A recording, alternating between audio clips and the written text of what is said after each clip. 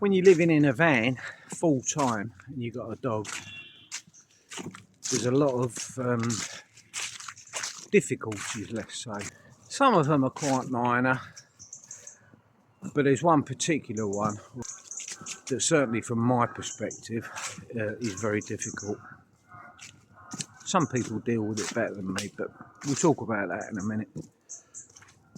So some of the more minor difficulties. It's winter, well, it's autumn now.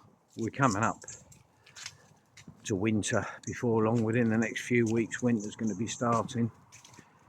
And there's no getting around it. You know, when you've got a dog, you've got to take it out all the time. Well, not all the time, but they need exercising, walking. They need to get out and do their business. Dogs need routine in their lives, even more so than a lot of humans. Dogs get wet when you take them out when it's raining. You get a lot of that in the autumn and winter, certainly in the UK. And although there's certain things you can do to get around it. You know, when you get back from your walk, you dry them off with a towel. There's various things that you can buy. A very nice subscriber of mine donated it's like a toweling robe, I suppose you'd call it, that you put the dog right in. It zips up all the way around them, and then there's a hole for the head that sticks out. And basically, when you get them back in the van or back indoors, you put them in it, zip it up, leave them in it till they dry off. Well, I've tried it on my Rupert, and he didn't like it. Thank you, Libby. But Rupert's not having any of it. But I really do appreciate the thought. But the obvious thing to do is dry them off with a towel before they get in the van. But listen, there's no way around it. When a dog gets wet, even a short-haired dog like mine, like Rupert, you can dry them off to a large extent. But, you know, when they get in the van, it's such a small area. Whether they get on their bed or on your bed, my bed, you know, things get musty. And I'm not going to make a big thing out of it. It's just one of those things. It's something that you just have to accept when you've got a dog and you live in a van full time. It's different if you're part time. This what I'm talking about is really, you know, when you're living in a van full time with a dog. There's other difficulties. Again, pretty minor. You know, when I think about it in the whole scheme of things, these things I'm talking about are quite minor. But like the food, the dog food.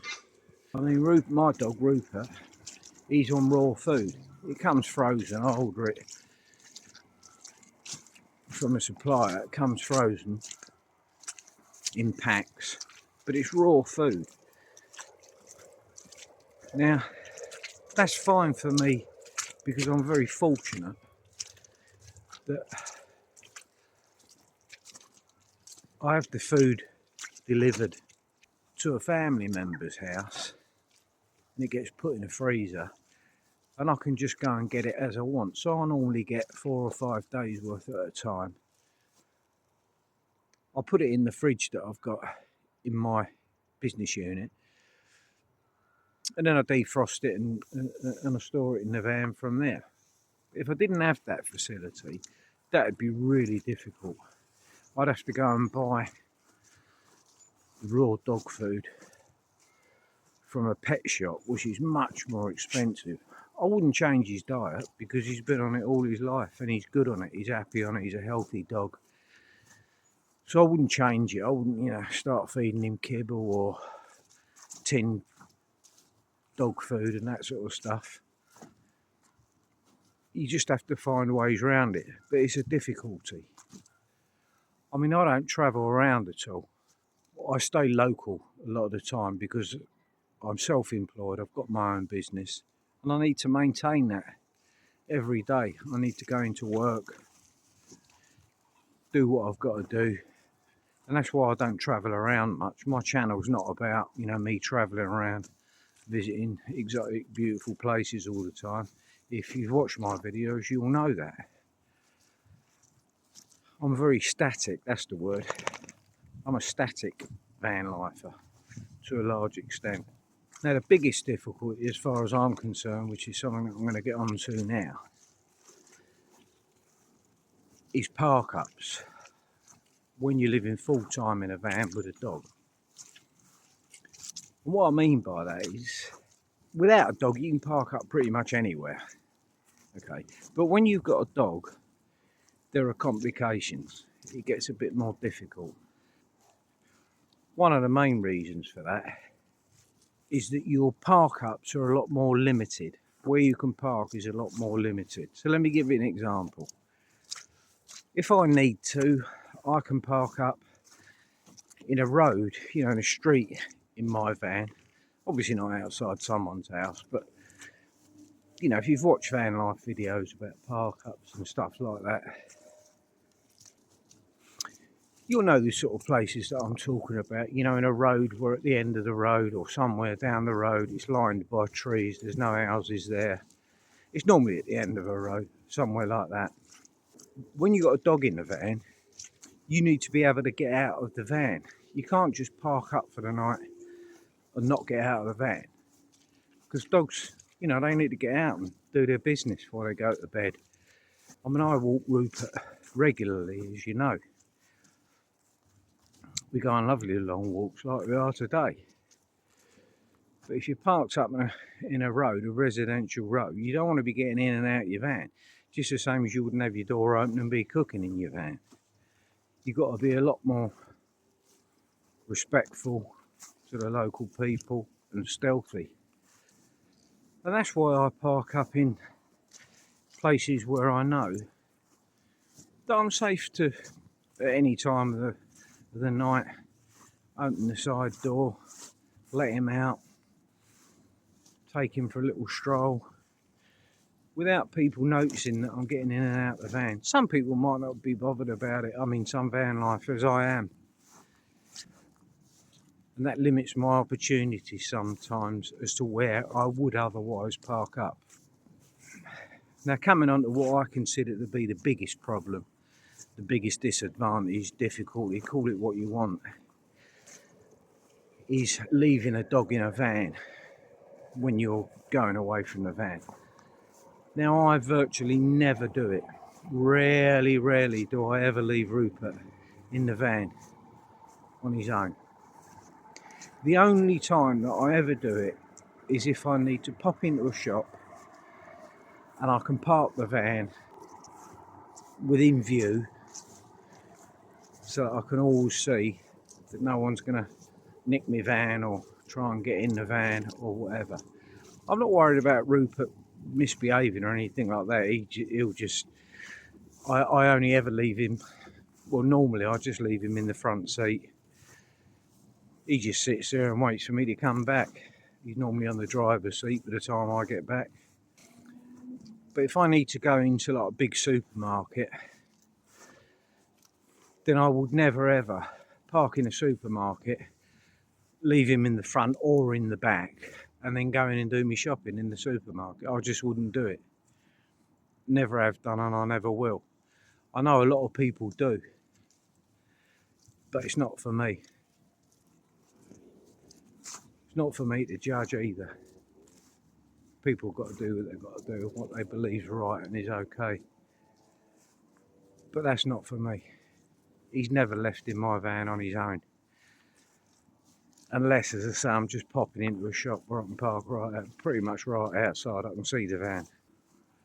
Even that, though, is difficult and can be problematic in the summer when it's really hot, because as we all know, we don't want to be leaving dogs in a van that's closed up when it's hot, even if you've got the windows open. I'm very fortunate because I've got 2 or 3 places, 2 or 3 people that I can go to that will look after Rupert for me for a couple of hours.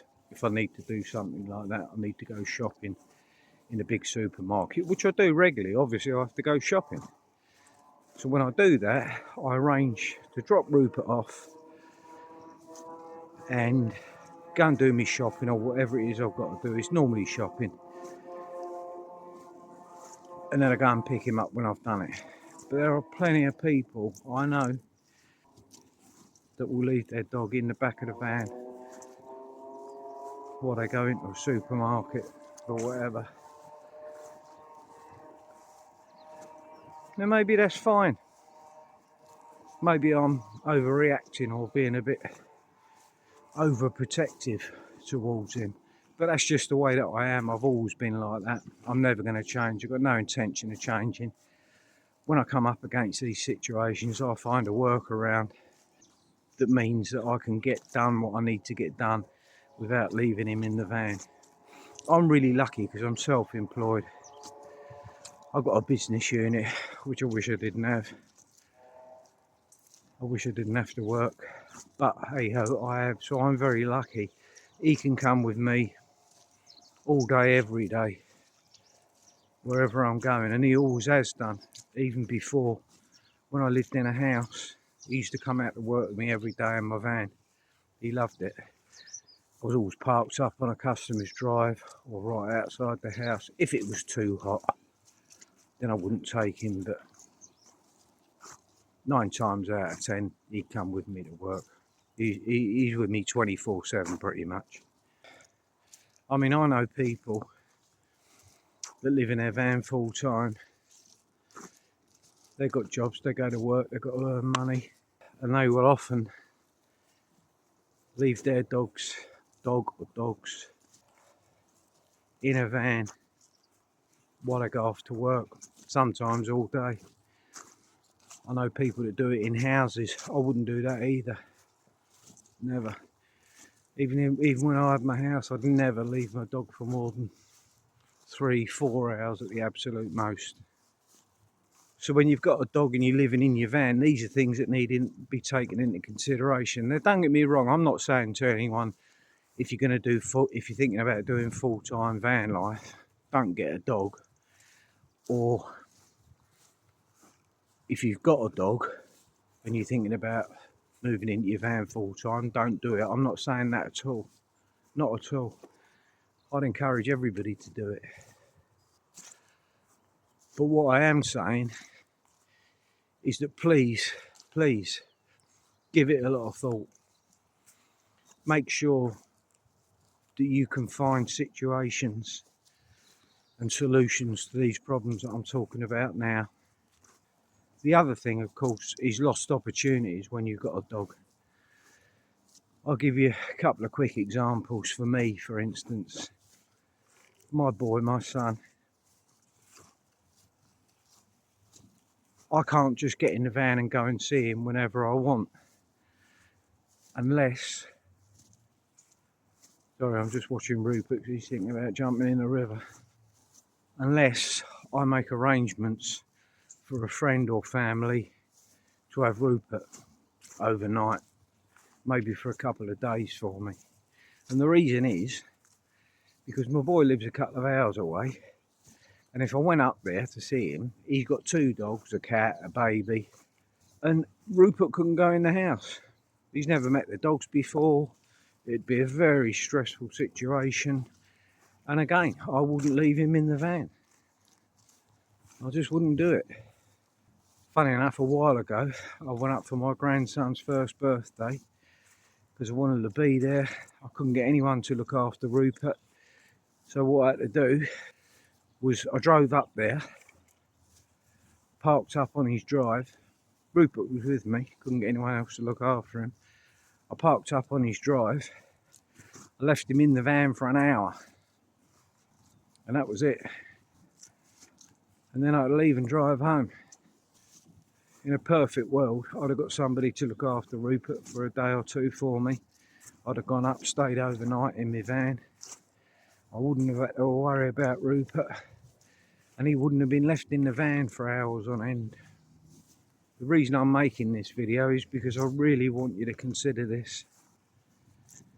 If you're thinking of moving into a van full time and you've got a dog, like I said, I'm not saying don't do it. I'm just saying give it a lot of thought and make plans find solutions for these problems that I'm talking about before you do it, because it's really important. I've got a friend of mine that I haven't seen for quite some time that I want to go and see. He's got 5 cats.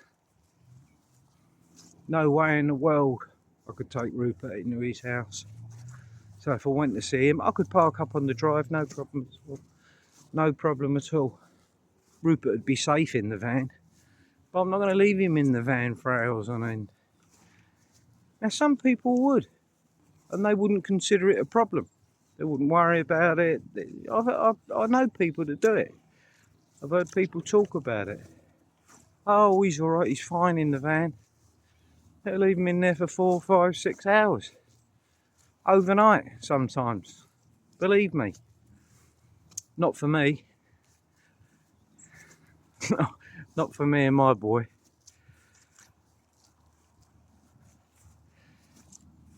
So that's really what I wanted to talk about. If you're going to do it, if you're going to live full time in a van and you've got a dog, or you're going to get a dog, please think very, very carefully about it. I've said before in a previous video where I introduced Rupert and told his life story, I'll put a link to it if I remember, if you haven't seen it before, that he will be my last dog. Not just for the reasons that I've explained, because I've learned to cope with those reasons. For other reasons, I won't get another dog. I'm 64 now. I could get an old dog, but I certainly wouldn't want to get a young dog. I wouldn't want to go before my dog did. And it'd have to be reowned. I nearly said I couldn't live with myself, but it wouldn't matter then. But you know what I'm saying. I think I made the point I want to make. Please don't misinterpret this video. I love my dog, as most of you all know if you're regular followers on my channel, subscribers to my channel. Absolutely love him. I wouldn't change anything for the world. Oh, we're going down a hill. I wouldn't change anything for the world. In fact, the reason that I'm living in a van is because I had a dog when I had to move out of my house and I couldn't find a suitable property. Come on, Rupert. I couldn't find a suitable property to rent. And I certainly couldn't find a landlord that was prepared to rent me a 1-bedroom flat. That's why I'm in a van with Rupert. Anyway, that's another story. Come on, boy. I hope this will be of help to somebody, a bit of benefit to somebody who's thinking about going full time in a van and they've got a dog, or they're thinking about going full time in a van and getting a dog. Fine, do it. I'm not discouraging you. I'm just saying, please bear in mind there are difficulties and you will have some lost opportunities if you're like I am and you refuse to leave your dog alone in the van.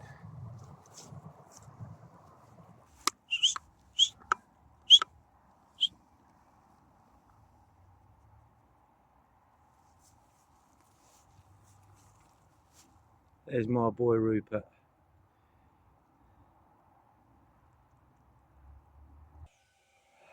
Right, we're back at the van now. I'm just cooking myself a bit of dinner. Rupert is in his usual position.